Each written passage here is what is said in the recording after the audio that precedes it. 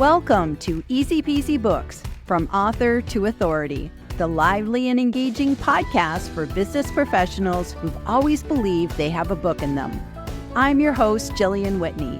Join me as I chat with authors and industry experts from all around the world to explore simple strategies to write, publish, and leverage your business book. Whether you're an entrepreneur, executive, or an employee, this podcast is for you.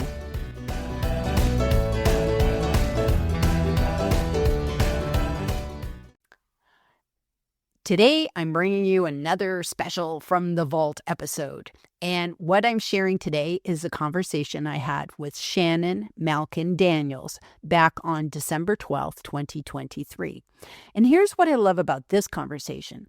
In it, Shannon breaks down exactly what you need to do to get on the TEDx stage. And I think this is relevant whether you're an author wanting to go from the page to the stage, or you're someone with expertise who wants to go from the stage to page and become an author. I like how Shannon demystifies that entire TEDx process, and she shares real practical tips for anybody that's got big ideas and how to use them. Plus, she talks about how TEDx speaking can build the ultimate authority platform, which is exactly what this Easy Peasy Books podcast is all about. So whether you're dreaming of that red circle or you want to craft your manuscript, this episode's for you. So let's get stuck in. Woo-hoo-hoo! And we're live once again on another Tuesday, and I have a special guest in the house today. I have Shannon Malkin Daniels. Hopefully I did that all right. And we have an awesome, yay! And we have an awesome topic today. We are talking about TEDx, tips for TEDx. So let me just grab the banner real quick. Insider tips for giving a TEDx talk. We'll talk about TEDx maybe versus TED and all the good stuff. But before we get stuck in, Shannon, can you please just introduce yourself? Let people know who you are, what you do, and then we'll get stuck in. Yes. First of all, thank you so much for having me. This is such a joy. I got to meet you several months back, and then we threw a net and we get to do some things together. And so it's really fun and exciting to be here today and talk about this topic. For those of you out there that don't know me, my name is Shannon Malkin Daniels. I am a public speaking, communication, and confidence coach. And that's just a fancy way of saying that I help people find their voice, develop their message, and then share it confidently with the world, whether that be in the boardroom, on stage, in networking situations, whatever it may be. I help you improve your communications and your confidence around them. Awesome. Awesome. So we're talking about TEDx today because, this is the thing that like you're either in a category of you've given a TEDx and we're like, oh, we're not worthy. Like, people just, they're amazing. So anybody who's given a TEDx, I just instant admiration. And then there's the rest of us who are like, how do you do this? How do you, it's like, I talk to so many people and I say, what's your dream? And it's like, my dream is to get on the TEDx stage. So it's obviously a huge thing, an amazing thing, but there's so much mystery behind it all. So that's why I love that we're talking about sort of the insider tips for giving a TEDx talks. So before we kind of get into some of those tips, can you just share quickly your journey of how you got to give a TEDx talk? Yeah, absolutely. And a lot of people are very scared of the process. It is a process, but I'd say go ahead and take that leap. You're going to get no's on your way to yeses, and that's just part of the process of applying for TEDx's, which I'll spill a little bit more on that later. But for me, I had been very integrated in my community. Community is a big thing for me personally. And as part of that, I had joined a pro speakers group, being that I speak, through our local library in Stamford. And then the library had a TEDx conference that they put on. And when they were putting on this TEDx conference, we, of course, as the pro speakers group that met there, got all the information about it. And a lot of us applied. A few of us made it into the conference. But it really helped to the fact that I had been so involved with the community, that I had been part of this group, and that I really took the time to think and read the instructions of what they were looking for with this conference and take the time to understand that. And then also, there's a lot of TEDx's that have themes. So for me, for my journey, it was taking the steps to set myself up. I said, I know I want to do this. What steps do I need to take? And I started putting the wheels in motion. I joined that pro speakers group. I learned about TEDx from them. I went and attended TEDx to see how it all ran, not just watching them on the screen via the TED website or YouTube, but also physically going to TEDx to see what it was all about, what it was like to be in the room, to really experience it, and then really dug into what is this application process like? What are they looking for? What are the criteria? And then I spent weeks and weeks just reviewing that criteria and thinking through the best way to apply. And I went through so many iterations of my application before I finally submitted it, but that really was helpful in the process, is looking for local community ones that I knew where I had some connections and some support, and then really paying attention to what they were looking for. Awesome. Awesome. So, can I just ask, what's the difference between TEDx and TED? Is it just the X? Like, what does that mean? Are some independent? Yeah. So TEDx are generally independent. They're local community events organized by community organizers, by libraries, there's some that colleges and universities host. They're basically licensing that TED name and using it at the local level. TED is the big stage, the big conference. That's where you get the Bill Gates and all of that up there on the stage. And so the TEDx is more your smaller local community TED event. And it becomes a great springboard if you do aspire to get on that larger TED stage. I like that. I like that. That thank you for that clarification, because sometimes it's like I've wondered, okay, I'm using it wrong. So truly, when you're talking about the independent ones, put that little X in there. Yeah. I love that. Yeah. I like I'm that. not a TED speaker. I am a TEDx speaker. I like that. I like Yeah. that. And so, it's interesting when you talk about application, because I had actually always thought you kind of got picked. Like somebody would kind of come and like one day say, "Oh, Jillian, we'd love you to come and speak." And that would be that's how it would go. And I remember a couple of years ago, I saw an email, and I think I might have seen it through a Toastmasters group when I was living in Utah. And they said, "Oh, we're going to have a TEDx event in Salt Lake and you could apply." And I went to apply, and I realized as I was filling out the application that it had a theme that I actually couldn't relate to. But I really, really wanted to do this. So I applied anyways, and I didn't make it. And I kind of felt sad. But then I went and volunteered so that I could still be a part of it. And like you said, learn from the experience. And that actually was a great eye opener to how it's all organized. So, Yeah, absolutely. And you mentioned the theme, and that's so important. I'll tell you, I had a client come to me. He wanted just so badly to do a TEDx. He had his topic, he had his talk. It was all mapped out, and he had applied to dozens of TEDx, and he kept getting rejected. And he couldn't understand why. And then one of my previous clients, who I helped her with her TEDx, that now has over 1 million views, is featured on the TED site, and has turned into a book deal. But I digress. He went to her and was talking about this apparently, and she recommended that he work with me. And so we sat down, and the first thing I did is I said, show me this application, show me what you're sending in. And he had it laid out very boilerplate. It was what he wanted, like you said, the topic he wanted to talk about, what he was passionate about, and he was just submitting that in. And it was a great topic. But where he was missing the mark, and where I worked with them, is each TEDx, not all of them, but each TEDx generally has some kind of theme, and that theme will change year to year. So, for example, the one I applied to, the topic was community. And so I said, this is a topic I resonate with. This is something I want to talk about. And so I came up with my big idea that I wanted to share around community and really focus the application on that. And I helped him to do the same.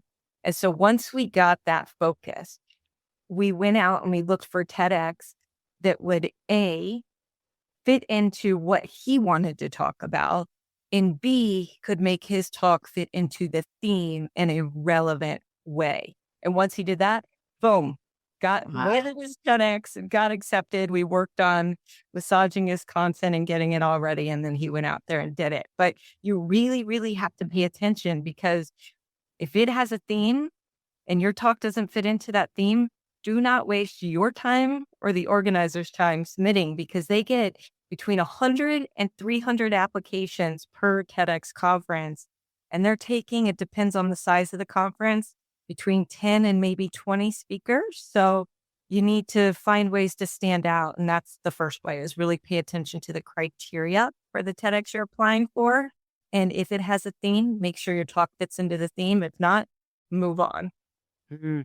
That's brilliant advice. And I can see that maybe that's where you want a coach like you who can say, okay, here's what the theme means. Because sometimes even figuring out the theme can be difficult, because you're like, what does that actually mean? You know? And how would I approach that?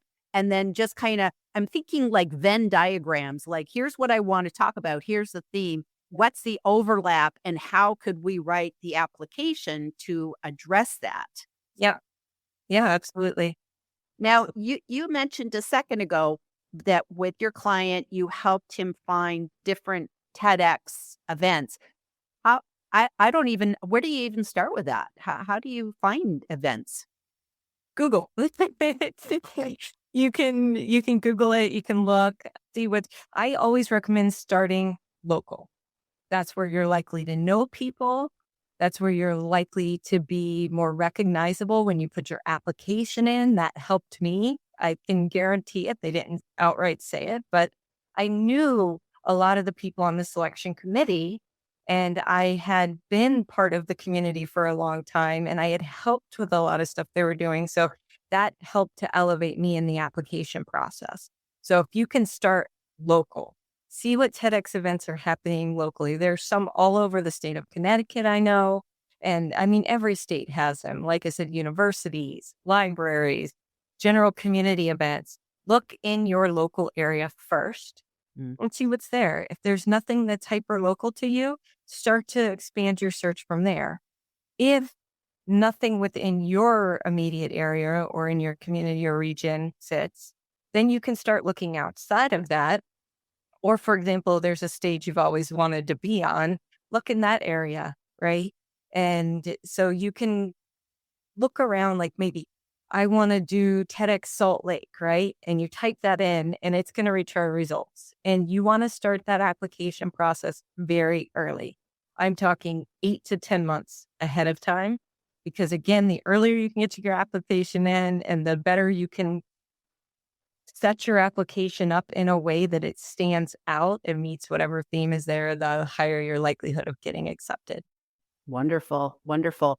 And is there things that we can be doing now to kind of prepare us in terms of, maybe there's there's nothing for me to apply to right now, but should I be getting my speaker credentials? Should I get a speaker reel? Like, what are they looking for to support my application?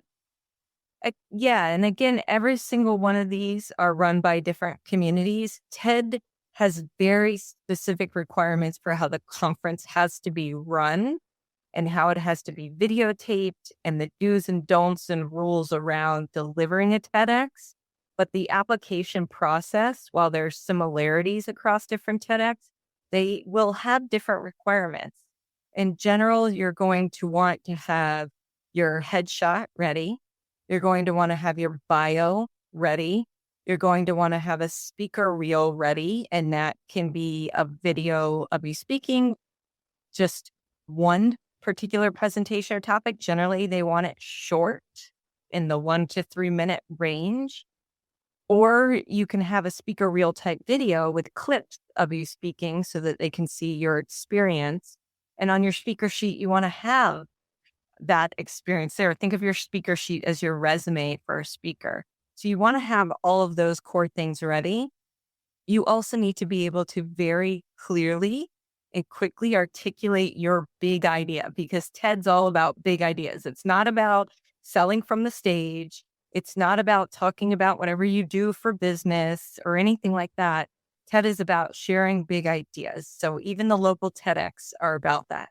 So you need to be able to articulate your big idea in an elevator pitch type fashion, which a lot of people have difficulty with because we're so close to our ideas and we know all the information about them. Boiling it down to this teeny tiny little elevator pitch is a difficult thing to do. And again, that's where a coach can come in handy to help you with that application process. But once you can boil it down and do it in a way that stands out and meets the theme, have a catchy title, have a catchy subtitle so that it really jumps off the page. All those things are going to be helpful. So you want to have all of that ready before you go into the application process. But before you even do that, you also need to start researching which TEDx's are coming up. Keep a little spreadsheet with all the dates of when the next one's going to happen and when the application process opens and what they're going to be looking for so that you can be ready to go when that application opens for you. Wonderful. And then with your actual talk that you would like to give, are you just giving an outline of what that talk is? You don't want to just say, here's my 18-minute talk script. Just the highlights? Do you give a hook or what sort of, how do you handle that part? Yeah, again, each one's going to be a little different, but it's generally more of a high level of what your big idea is, that elevator pitch. And then they may ask follow up, okay, give us an outline, or they may accept you and then say, give us a detailed outline. So, for example, with the one I did, I had to provide a detailed outline months ahead of the TEDx conference. And then there were certain parameters and deadlines we had to meet. And again, every single TEDx conference is going to be different with that, but you're generally not doing the whole outline of your talk. Probably discouraged in the application, depending on where you're applying. Wow. Wow. This is so exciting. This is so exciting. So let me hop over to our comments for a minute. And I'm sure we do have a lot of people. That's great. So we have Jeff Young. He says, Jillian and Shannon, please do be here for this talk about TED. And he's gone and demystified the acronym Technology, Entertainment, and Design, which is just such an interesting thing because we talk about TED and nobody really knows what it means. What is the X for? So when we add the X, do you know what the X stands for? I don't know exactly what that stands for, but I believe that's the way to indicate that it is the local, not the main TED conference. It's Got it. Independent. I believe the X indicates independent on that. Got it. Is this you? Yes, that's me. That's awesome. That's great that you could do that. Okay, we have Laura. Okay, Shannon Spilsey. I'm envisioning everybody here. I'm spilling it. I'm just envisioning everybody going, is this going to be transcribed? Like just everybody taking copious notes here today. So that's amazing. Hector says, yay, Shannon. So you got fans coming in, Shannon. This is awesome. This is awesome. We have Marcia. I know Marcia. She's a dear friend, and Marcia recently she's another TEDx dream, wants to do it. And she also volunteered to go do, and she went to a TEDx conference. And like you said, Shannon, I think that's really important. Go to a conference, be in the audience, be behind the scenes. Those are great things, Marcia. So thank you. G says, hi, ladies and all, really psyched for this one with TEDx on the brain. She's another one. I think she flew out to Detroit. She lives in Texas. She flew to Detroit to go to a TEDx. So again, and met all sorts of wonderful people in the audience that she already knew and people that were actually working at the TEDx event itself. So I believe that was Christopher Johnson. So that was just amazing. And Jeff Young says, Marcia, greetings. You would make an excellent speaker. So that's amazing. There's so much mystery behind it all, sums it up. So Shannon, with the whole mystery in mind, is there something that like when you were learning about TEDx that you went, oh, like, was it ever anything that you like, if I'd only known this type of thing, like you sort of a biggest aha you learned?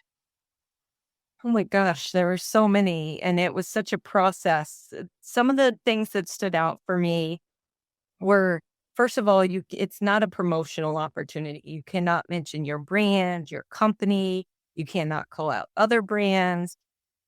Although TEDx is an independently organized event, TED has very strict rules on how you can use the TEDx name. And so you have to meet these criteria. And there was a contract we had to sign. And so this is a legitimate thing. There's a full contract you have to sign, and you have to agree to the do's and don'ts of being a part of the TEDx conference, one of which is not selling from the stage. You can't mention brands and stuff. And if you do, not only could your video be completely wiped out, it's not like they're going to hook you and pull you off the stage if you do it, but you run the risk of not having your video posted at all. Or if they are able to, sometimes they will take the effort to edit out any references to a business or a brand or anything like that. But if they can't edit it out, you're just gone. Your video will never see the light of day. So that was a big, whoa for me. It Wow. really is about sharing big ideas, not about selling from the stage. Wow. And thank you for sharing that, because I think that's so important, because I think a lot of people believe that the TEDx having done a TEDx speech will be, it'll elevate your status. And, we talked earlier today that like a way that you can be using TEDx to establish your credibility and build your brand on LinkedIn is doing what you do. So you have TEDx speaker in your headline on LinkedIn, and that follows you everywhere. So that's amazing. And you have your link to your TEDx speech in your first experience section. And it's a media link. So I see you on the stage. So here you are. You're a public speaking and communications coach. Well, that's the ultimate in public speaking is we would like, okay, she not only could help me with public speaking, but she could help me do that TEDx talk. That's amazing. I can click. I watched it. And I noticed that you don't just go right to the YouTube site, you go to the TEDx site, which to me gives it even more credibility. So those are ways. But that's very interesting that you no with the selling. Yeah. No, with the selling. That is not what TEDx is about at all. Wow. Wow. And then when you talk about your TEDx needs to be a great idea, it's not just telling, "Oh, let me just tell you the story about when I climbed a mountain." Like, if it doesn't have something that changes us, or like, that's what I liked about your TEDx talk, is that you started with a challenge, and I'm going to challenge everybody. So here's my challenge. I want you to go over to Shannon's profile after this and go to her media link, which is in her first experience. And I want you to go watch her TEDx talk, because it's a great example. And I like you started with a hook, and then you ended with a challenge to get us to, okay, you had a shift, and then you challenge us to have that shift too, which is really good. But I think a lot of people say, oh, it's just going to be about the story of how I got off, food stamps, or, I was mountain climbing and I made it, or no point. Yeah, and storytelling is a big part of TED. Absolutely. A lot of people are used to giving more of a business presentation in the way that we present a lot. And TED is very big about storytelling, but you need to teach something through your storytelling, right? And I won't do the spoiler alert of what mine was, but yes, I talked about I opened up with a think about this, right? And then I talked about my journey. I used a storytelling technique, and I talked about my hero's journey and how I changed as a person and a character through these learnings and these realizations. And I challenged people to question their own way that they think and feel about this particular thing based on that, right? And to really your goal is not always, it's kind of like with innovation, right? You're not always I was having a conversation with a friend the other day. The paperclip exists, right? And then you can improve upon the paperclip, and that's an innovation. Maybe it becomes magnetic, and then maybe it becomes larger, and then maybe it has all these different features to it, right? Think about TED like that. There's an idea out there, right? How are you thinking about that idea or that thing differently than other people? And have you ever had a conversation with someone where when you said that, they're like, hmm, never thought of it that way. That's really Mm. interesting. You're going to change the way I think about this from now on. Or every time I do XYZ, I'm going to think about you. That's what you want to think about when you're thinking about what to talk about at TED. How can you make people go, never thought about it that way? Or, Shannon said such and such, right? Jillian said such, Hector said such and such. Marcia said, is it Marcia or Marcia? Marcia. Marcia said such and such, right? How can you have that, plant that little seed in someone's brain that changes their way of thinking about something? And it can be something completely new and novel that doesn't exist, or it can be an improvement or a different way of thinking about something that's already in existence. Mm. That's brilliant. That's brilliant. I love that. And it the whole idea of, bringing your thoughts to it, because it's like you don't want to just like I wouldn't want to just go watch your speech and go, "Oh, I'll do what Shannon did." It was a good speech because that's yours. You have to find your own sort of zone of genius, and you've already said that. So I need to come up with something that's a little bit different, Yeah. actually a lot bit. Well, that's then help you in the application process too, because so many people are just applying because they want to be on the TEDx stage and they're looking at it as a platform to springboard them and really launch their career or help promote their business. And what's going to make you stand out, and I think is a big thing that helped me to get accepted in my first round of applying to be a part of a TEDx, is really thinking about, how can I stand out? How can I fit that TED type of mantra of sharing a big idea that makes people think and changes their lives and changes the world, right? How can I do that? And that's going to make your application stand out above all the others that are tossing them in there with just their standard talk application that they like to submit everywhere and do the spray and pray model. So, what can you do to differentiate yourself and really fit that TED theme of things? Oh, I love that. I love that. And I would imagine that storytelling is also a good thing to bring into your TED Talk because that helps with the whole memorization. Because we haven't even talked about that, but I'm sure that that's a big thing to memorize, to not memorize. It seems like a lot of people are like so absolutely perfect, and I know timing is everything, right? Because will they yank you off the stage if you go too long? I didn't see it happen at the ones I attended, but I don't know for certain if they yank you off the stage, but you do have to abide by their timelines and they give you the maximum timeline. So for mine, I think it was 18 minutes. And then but they say, even though we say that, we would prefer it beyond this end of things. So they don't want this big, long, rambling thing. And I generally, as a rule, do not encourage memorization. Why is memorization bad? Memorization is inauthentic. You become a robot, a talking head up there. Anyone can take someone's written word, memorize it, and stand up there and deliver it. You need to deliver it with authenticity, conviction. You need to be raw. You need to be vulnerable. So, yes, there are timings involved, and you do need to understand your speech roadmap.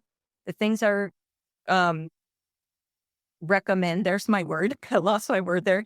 The things I recommend memorizing: your opening, your first couple of sentences. That's going to help those nerves and just get you jump started and moving into your speech.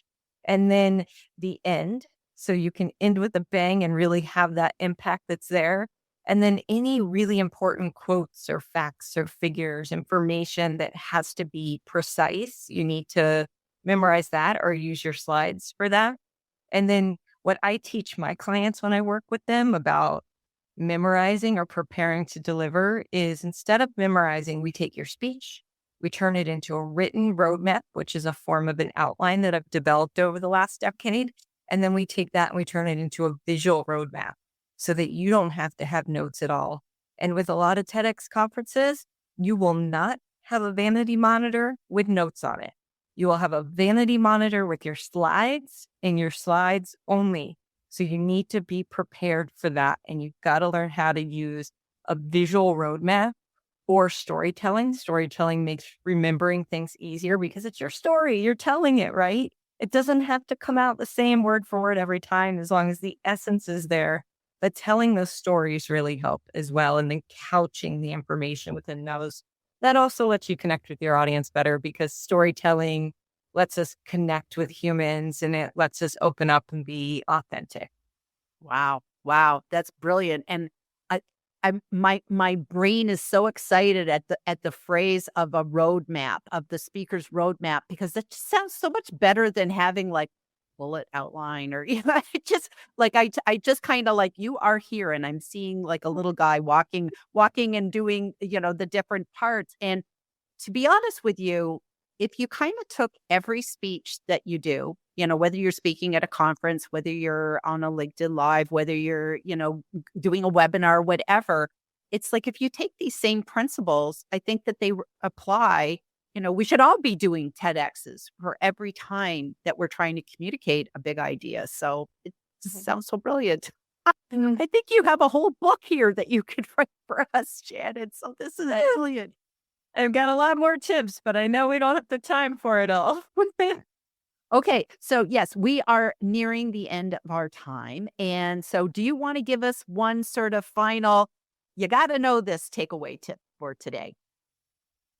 It's less of a you got to know this tip and more of a just go do it. Don't be afraid to do it. Don't be afraid of rejection. Every no is one more stepping stone on your way to yes. Don't let it hold you back. Think about what is that big idea? If this is really a goal for yourself, set it and do it. Start researching those TEDx's now, today. Figure out what you want to go present on and what those themes are that match up and start putting in the work. If you need help, get a coach. I'm happy to help. There's a lot of other coaches out there as well.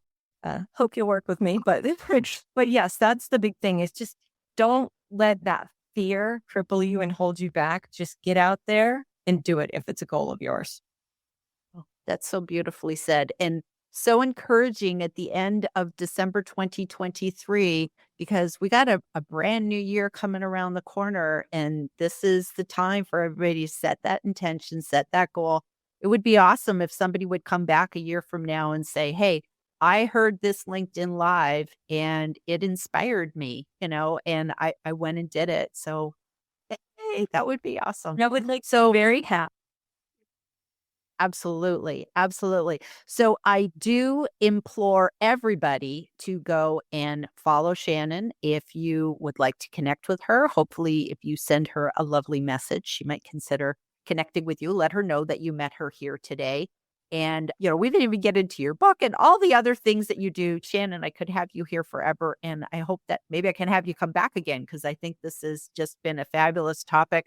And you really do inspire people. You are so approachable and easy to talk to. So I think I would recommend you to anybody who's looking for a TEDx coach. Talk to Shannon. Well, I appreciate that. Thank you so much for having me.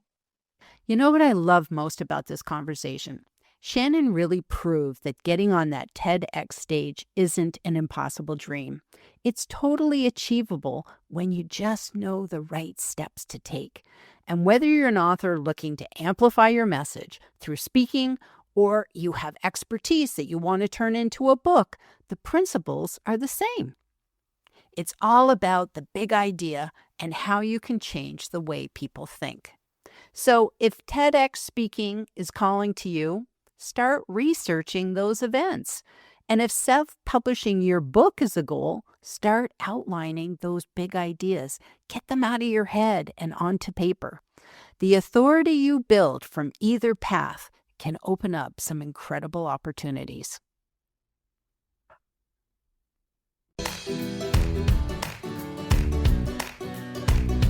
Thank you for tuning in to this edition of Easy Peasy Books, From Author to Authority.